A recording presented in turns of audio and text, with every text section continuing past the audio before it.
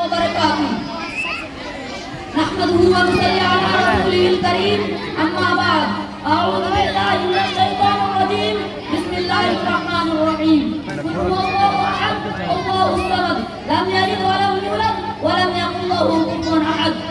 آپ عورت کے سامنے میں ایک چھوٹی سی تقریر لے کر پڑھا ہوں. اس تقریر کا نام ہے پنراگت.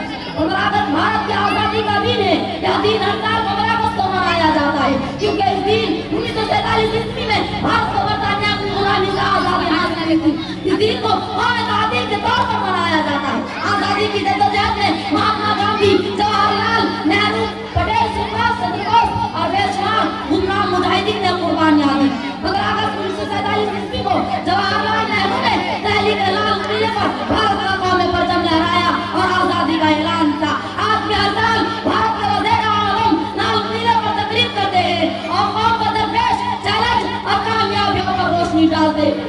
اسکولوں، کالجوں اور سرکاری دفاتر میں بھی جھنڈا کشائی کی تقریبات ہوتی ہے.